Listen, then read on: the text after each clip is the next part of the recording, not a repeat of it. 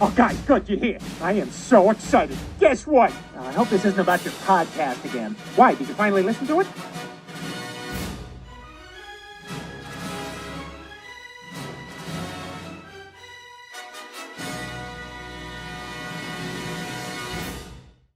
Before we start this podcast, let me invite you to subscribe to the podcast on iTunes, YouTube, or any podcaster.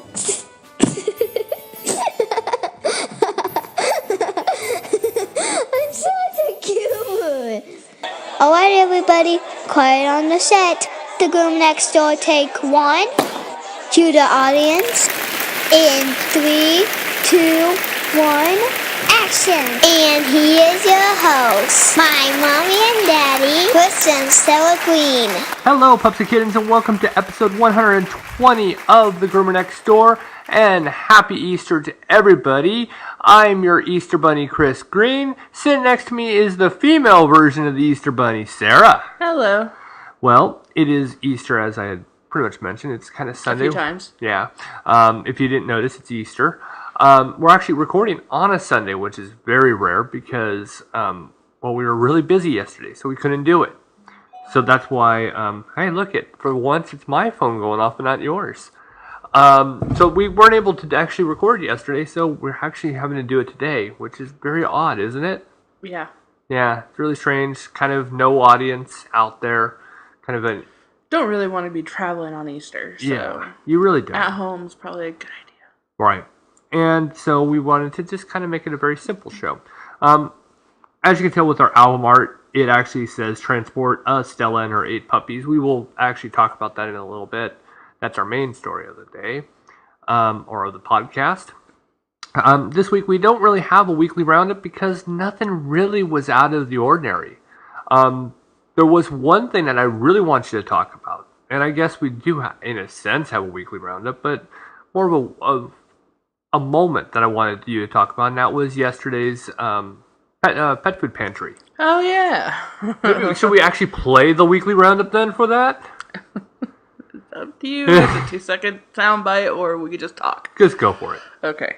I've been meaning to get to the food pantry, the dog food pantry for a while now, and I've either completely forgot about it, I wasn't feeling good, something's popped up. The pet food pantry is hosted by Pakal, and it's held at the Rolla Animal Shelter. Last Saturday of every month, they hand out dog food and cat food and rabbit food. I know about the rabbit. Yeah, there's one person that needs help with their rabbit food. But the process starts out as you go into the animal shelter, you fill out application. They only allow 100 people at a time because our nonprofit's not that big, and even though Shelly works her heart out trying to get the pallets, she uses her gas, her time, her effort. She has a grandson that she needs to focus on, but she still works very legitimately and very, she's very diligent. Legitimately. I wasn't going to correct you. No, you should, because I don't want to sound like a dum-dum. She's very diligent and extremely motivated. Yeah, see, I'm very tired right now, so... I'll carry you. So, anywho, when I drove up to the shelter, there was this huge long line, and all these people went through an application process and acceptance process. Now, as much as Pakal would love to give them enough food to last the entire month, we can't do that. Because if we feed one person for an entire month, that entire month could have fed 4 others for at least a week. So, I go around this long, huge line of 100 cars. Well, luckily it wasn't 100 because some people came 2 at a time. And some people just don't come at all. And I was getting some dirty looks. Because they thought I was passing up the line. But anyway. It was a really good experience. I'm glad I did it. And I'm hoping to be there for next month's Pet Food Pantry. Now, how many? What's the amount of dog food per person can actually get? It is all done beforehand. Okay. It depends on what they qualify for. If they have 5 dogs, then they can get like 50 pounds. Okay. If there's 2 dogs, they might only get 25 pounds. But what's nice is that the Raleigh Animal Shelter was kind enough to buy a scale, because Bacall goes out and they wrangle up all this food from Walmart distribution, for Royal Canin, their distribution here in town, Kmart, Big Lots, anywhere that they sell dog food, the dog food could be damaged, or money that was donated. Then they order food that's stuff that they can get in. But Bacall also supports the food for the Raleigh Animal Shelter and the cat litter for the Raleigh Animal Shelter as well. So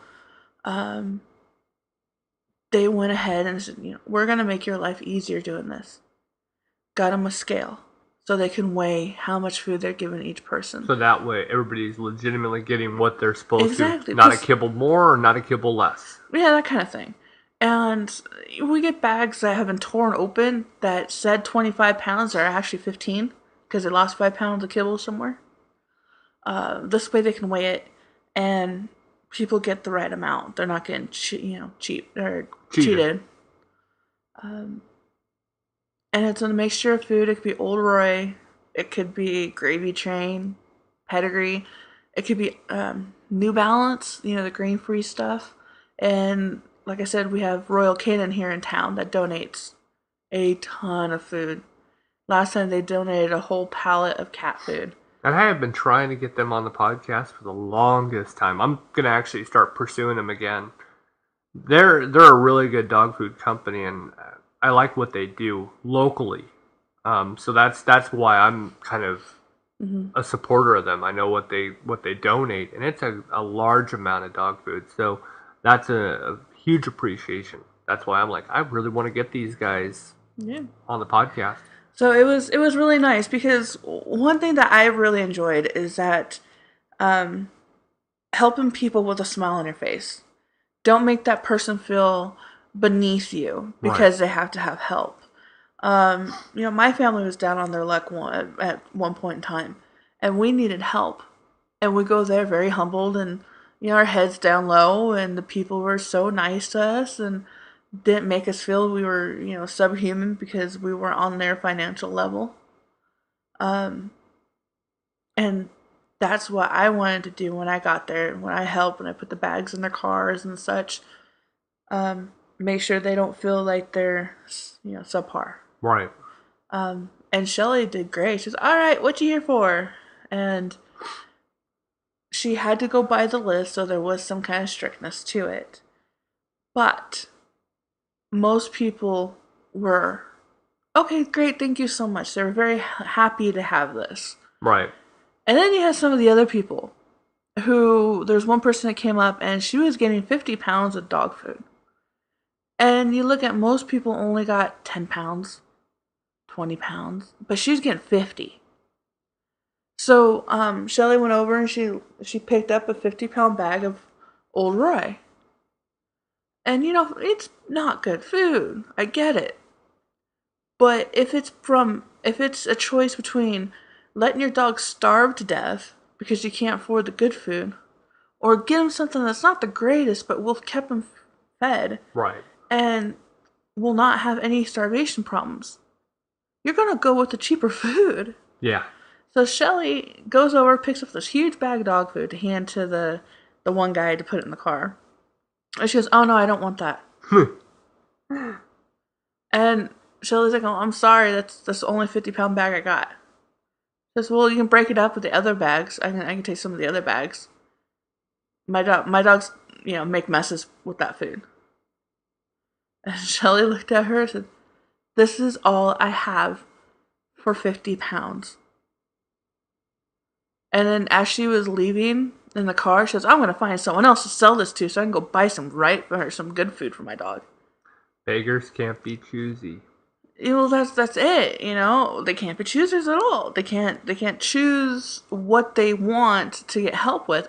So obviously you weren't in enough dire need for this food. To actually go and say, I'm going to take something that I got for free, a nonprofit helped you out, and to kind of, slap them across the face, it doesn't need to be done. It's same thing, like you said, you didn't want to make anybody feel bad about being there, which is exactly how you should be. You don't need to make people feel bad. You also, when you're receiving, can't say, well, this is crap, give me something better. Yeah, don't be a D-bag about it. Right. That was then it's like, excuse me? How about I'm surprised you guys can't revoke cards. They can, and okay. Shelly can, and Shelly has. Okay. I was going to say, I would almost revoke it. People have driven up in brand new Mercedes. They sell paper tags, and they're at the pantry. And you and I know there's quite a few people out there that can afford really nice things because they cheap out other places. Or they cheat in all kinds of areas, yeah. And, I mean, people go to clothing drives, where they get free clothes. Yeah, we just found this out. And they go and they pick out all the nicest clothes. Doesn't matter if it fits them or not. Just the nicest piece of clothing. And then sell it at their yard sale to make money off of it. So there are people out there that, I'm sorry, are worthless. Yeah, well, that's the people that are. I mean, that's just terrible. And here she's already saying, well, I'm just going to sell this. So she's going to take this bag of dog food, sell it to somebody that's even more poor than her, so that she can take that little bit of money and get her dog better food. Terrible. Yeah, I would love to feed my dogs the best of the best food. There's a beautiful bag of Pure Vita at work that is the top of the line dog food before you get to raw diet. It's like $60-some a bag. I can't afford that. We have too many mouths to feed. Okay, well, we take the best that we can for our budget, and our pups have the New Balance grain free. And then, look at how healthy they look. Look at Katana, how she looks. Yeah. So we're blessed that our dogs don't have more of an allergy problem that we are forced to get a $60 bag of dog food. But she wasn't the only one that did it. There was about one other person who did it too, and the other person was just as rude. Then we had another old lady come up, and a real sweet lady. She goes, by any chance, and if you don't, I understand, do you have anything that's pedigree or better? Yeah, because her dog has digestive problems. And Shelly goes, well, you know what? I got some of this New Balance stuff. And she goes, well, I'll give you this New Balance, and I'll give you this, it was, I think it was Old Roy. Mix them together, they shouldn't cause that big of a problem. It's you're lessening the good food, but you're bettering the weak food. And she did, she goes, thank you so much, I really appreciate that. So they would mix it together. And same thing with the cat. Like, someone else, like, my cat has problems throwing up. And Shelly's like, okay, well, here's your typical feed store cat food. All right, it is the cheapest one we can find, and we can get the most of it. Your cat can survive on it. But I'm also going to give you some Royal Canin. Mix them together. You can put it evenly in, or you can put a little more Royal Canin than the other stuff. But mix them. And your cat should be okay. And they were very thrilled and very happy. Shelly doesn't mind helping. But when you come up there with an attitude, expecting better, this is all free stuff. Right. People work extremely hard to get this. It's not, distributors just drop them off here and that's all they do. No, there's footwork, there's paperwork, there's a crazy amount of phone calls. Shelly bugs people until they give them food. Yeah, it's all month until it happens. Yeah, I mean, Shelly literally just calls and calls and calls and calls and bugs people until they finally give in. That's what she does to help the community. And you have the audacity to come up and start giving attitude?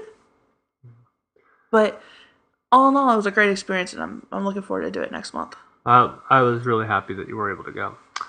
All right, well, let's move on to GND News. I don't watch the news because I'm a kid. All right, this week on GND News, I actually decided to only go with one story this week instead of our normal two. Not a lot of news this week regarding dogs or cats. But what I did actually pull up, I really was entertained by it. I mean, we've discussed this topic so many times. So, with that said, we're going to Michigan, and Claire, play that clip. Some relief could be on the way for people with disabilities in Michigan who count on four-legged friends in their everyday lives. New state law went into effect this week, updating Michigan's rules on service animals. Fox 17's Cassandra Arsenal to live in the newsroom with what this means for businesses and employers in West Michigan. Cassie? Janice Christian, there was never any statewide service dog database before, so there was never any legitimacy or way to verify what's actually a service dog and what's not. Now, all of that is changing. Meet Seymour, a service dog who graced the halls of the Fox 17 studios this week. And while the new laws enacted this week won't change her daily routine, Yes, good girl. they will affect the people around her. Deb Davis from Pause for a Cause says these changes have been in the works since the 80s. One of the challenges prior to this law is the fact that anyone could walk into any establishment and claim that their dog was a service dog. The new registry for assistance dogs, although voluntary, provides a patch and a state ID that any business owner or employer can look at and know for sure that it is in fact a service dog and is allowed inside.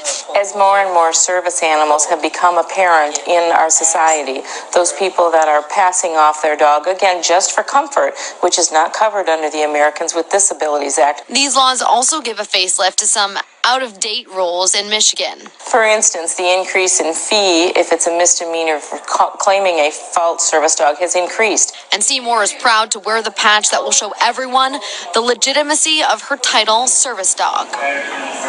Now, for more information on these updated laws, head to fox17online.com. And if you have a service dog, there's more info on how you can get them registered. In the newsroom, Cassandra Arsenal, Fox 17 News. So, Cassie, what's the difference between this dog and, say, one that just is for comfort, that gives somebody a good feeling, or the person's, got a nervous disorder and needs the dog around for that? Right. Well, a dog that can be registered this way, it has to cover the people of the Americans with Disabilities Act. So that's the difference. It can't just be a dog that performs a service for you. It has to be covered under that. It's a guide dog. It's something that's opening doors for you and performing those. Exactly. Yep. All right. Good story. Thank you. All right, so we've talked about this where people want to actually label all kinds of animals as service animals. We talked about one that happened in Springfield, Missouri, where it was a snake. We've talked about people who have all kinds of different things, and they're not actually classified as service animals. So now in Michigan, they're going to pass this law, which personally, I think it's a good thing. What do you think? I think it's a good thing, too, for the sole purpose that anything could be abused. The person who doesn't legitimately have their dog registered as a service animal probably isn't taking care of their dog as good as they should. Very true. I have a big problem and a very difficult time wanting to eat dinner, or eat anything really, with a dog in the next table scratching with dander flying and fleas flying. We work in a grooming salon. We know just how dirty dogs can get. And it might be the, cute little poodle that knows their commands, but scratching and fleas flying off and dander flying everywhere, hair flying everywhere. How do I know they're up to date on their flea and tick? How do I know that their skin isn't flaky, that it's flying everywhere? If a human is in the next next booth, scratching their head, and don't you get a little sick? I get sick if I have hair in my food. Oh yeah, they're sitting there, they're scratching their head. Yeah. You don't know if they got lice. Yeah, you don't know what's But in their head. they're digging out their head. I asked to be moved because I don't want to be near that, because I don't want that. You don't know what's in their head, on their head. So yeah, you don't. And I don't want that. it flying in my food. Yeah. So I asked to be moved. Yeah. And I get somewhere else because I don't want to be next to Joe Schmo digging at his head all night. Yeah. It's the same thing with the dog. I like that patches are going on. And that way it's going to alleviate some of the problems. When that dog comes in with a service jacket on and it has the patches on there, nobody, whether it's one of the employees or management or whomever, can stop it. They're going to know right off the bat, okay, that dog's supposed to be here.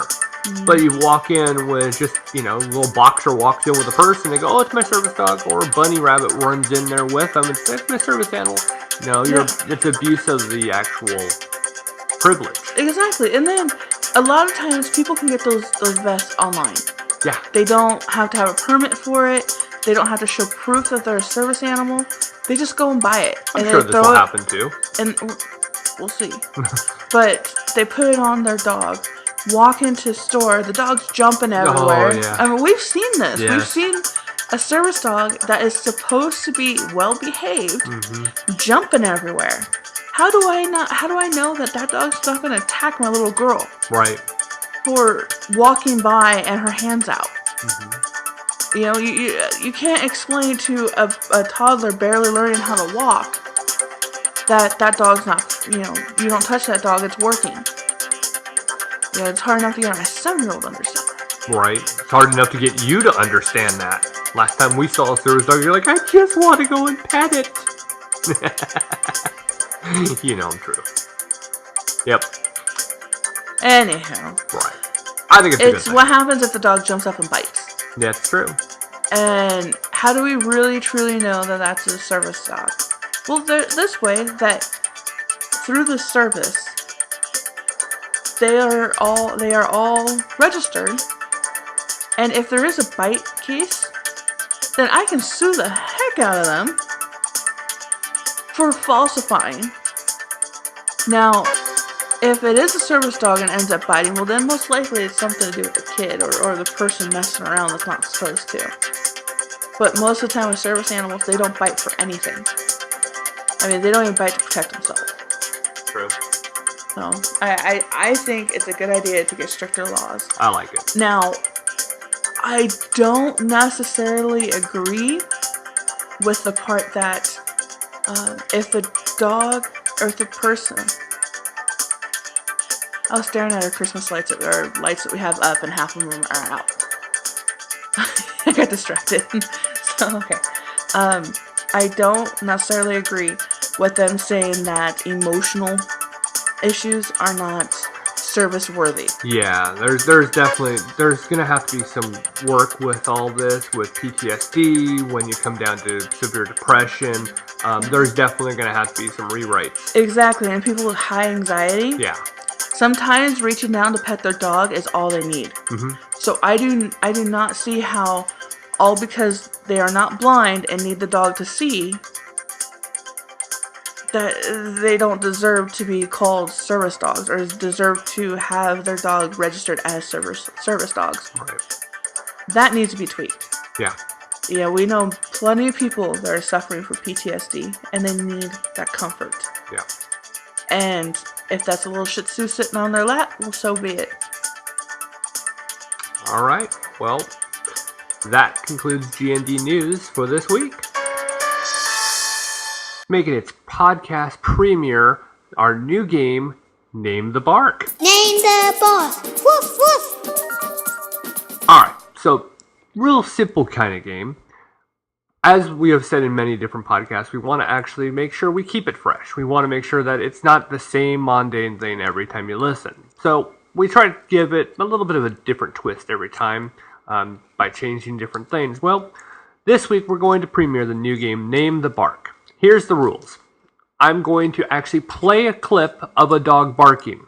And with all, advances, let's see if Sarah can get the actual dog right. So, with that said, I'm going to play the bark, and you guys at home, give it a try. Maybe you'll have an idea what the dog is, and then we're going to actually hear what Sarah has to say. So, Claire, play the dog bark.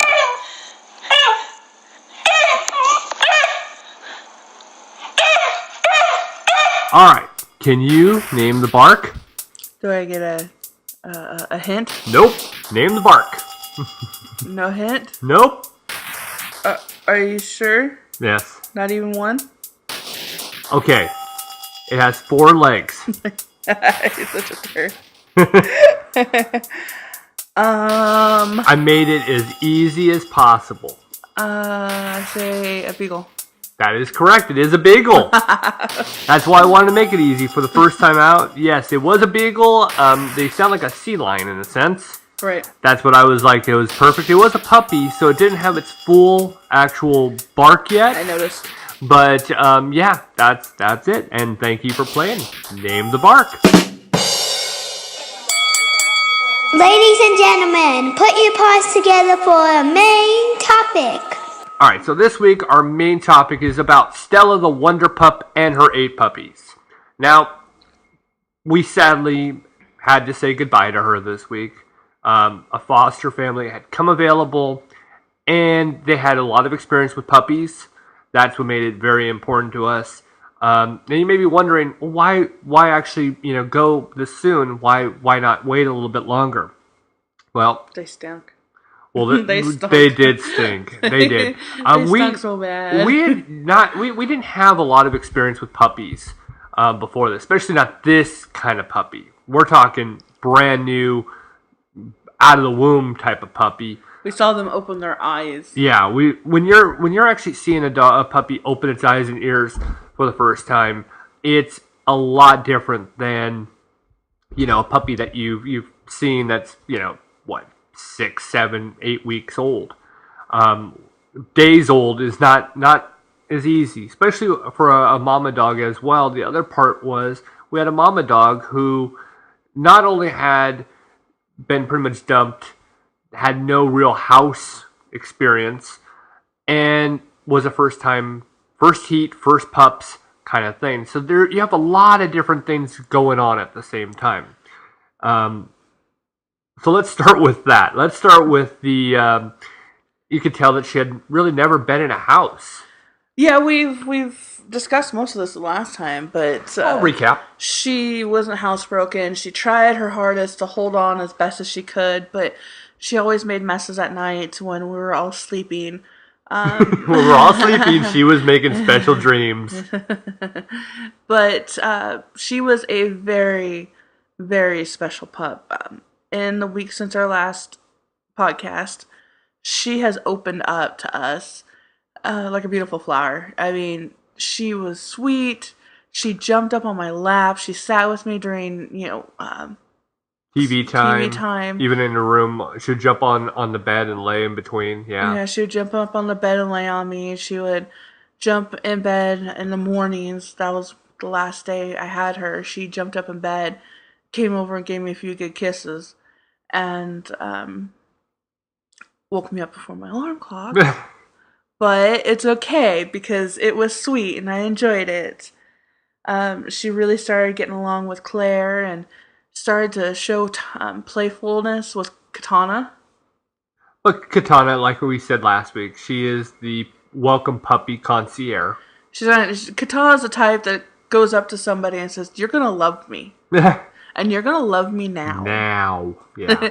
So Stella ended up starting playing with her and really looked to Katana for comfort. Mm-hmm. Almost guidance. Exactly. Yeah. She still wouldn't let Katana anywhere near her puppies. She was a good mama. Towards the last couple of days of being here, Stella, she didn't quite care for being in the kennel anymore. I would say almost probably it was the last Monday. 2-3 days. I wanted to go with Monday, Tuesday, almost. No, because we only made a little That's thing true. out here last with 2 Wednesday. nights. Wednesday we made that. You don't think so? I think it was Wednesday. Okay, doesn't matter. The last 2 nights that she was with us, we expanded her area. Yes. We gave her a nice big area, took everything out of the kennel, put the warming pad down on the floor so the puppies weren't going to get cold, and made Stella a little more happy with a little more room, because Stella wasn't wanting to be in there to nurse. She was only going in there very seldom the last couple days. And the puppies were growing astronomically. Oh, they got big, and they got big quick. Yes. It was like ever since your first bath that we had to give them because they were so Well, I was grubby, going to talk about that in a second. their hair grew. It seemed like their hair grew twice as long. It was calicky, too.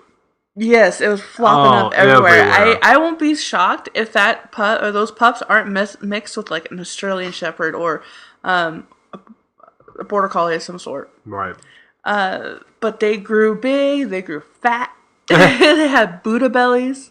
Yes. They had puppy breath. Oh, the puppy breath, yes. The puppy breath was awesome, but the worst of it, and it was the worst of it, was Mama did not know how, or Stella. I still want to call her Mama. But Stella, she did not really, I guess the best way to put it was she would lose control, in a sense, of keeping her pups clean. The white ones were always getting themselves dirty. They would either poop on each other or poop and roll in it. And puppies that young aren't supposed to poop on their own, so I don't understand what that was about. Yeah, that was a weird one. Mama tried to clean them up as best as she could, but it wasn't good enough. Yeah. She needed intervention. Yeah, you have to. You could tell her with all her puppies, she was like, I'm overwhelmed. Yes. And that was the part where we realized, okay, we got to step in. This week we're like, oh boy. I mean, the white puppies were turning into brown puppies very quickly. Yeah. And it was bad. So luckily, there's this, really cool research tool called Google. And we were able to find out that you can actually wash the puppies with Dawn. Yeah, I actually found out from the people who... The fosters? Okay. Foster the once puppies. we figured out that they're growing so quickly that they're getting out of hand for us. With having our daughter and work being as booked as it is, if Claire was older, Claire would be able to help handle the puppies. Yeah. And she'd be able to help with this process, but a 7-year-old can't trust that. I knew it was time to reach out for help. Yeah, well, it wasn't just the fact that we knew, and our schedules are going to get even more complicated because we're going to have soccer coming up now. Mm-hmm. So it's going to, now we're even more in demand, which, but so I asked Jewel, I said, Jewel, I need to find a foster that's better suited for these pups. Right. Push comes to shove, I'm more than happy to keep them. We'll quarter off the entire laundry room and let them have the entire laundry room for this. But it would be best if they found somewhere else. So she put me in contact with quite a few people. Finally got us to this one foster that had a couple questions about her, but yet ultimately said yes, we will take her and the puppies. Which helped. Yes, and what was great too is that they really put my worries to ease.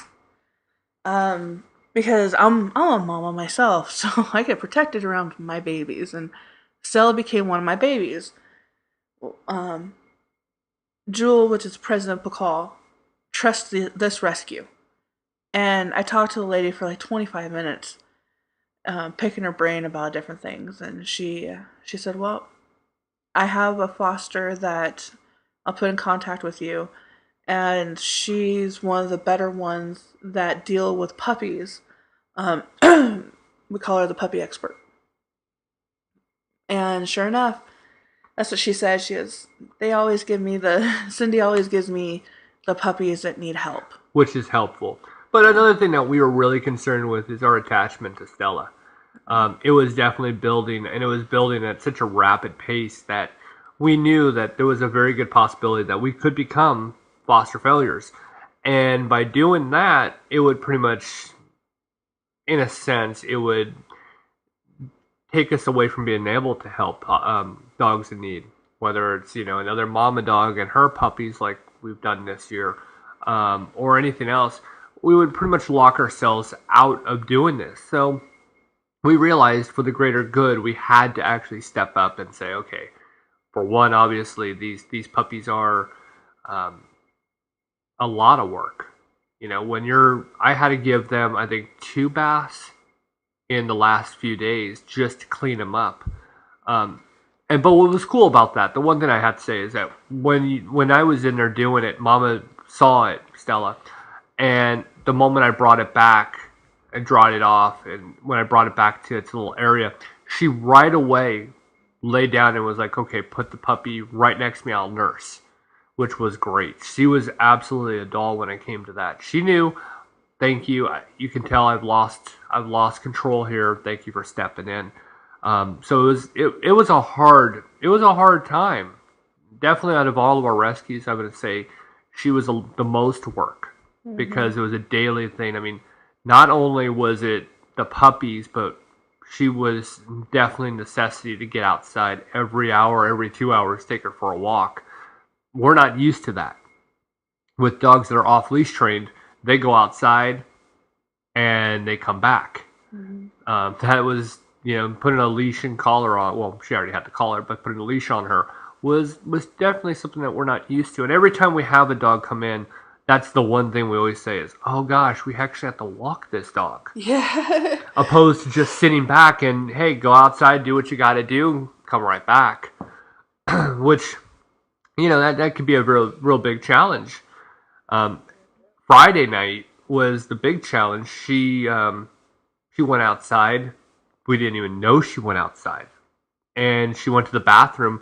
We closed the front door not knowing that she went outside.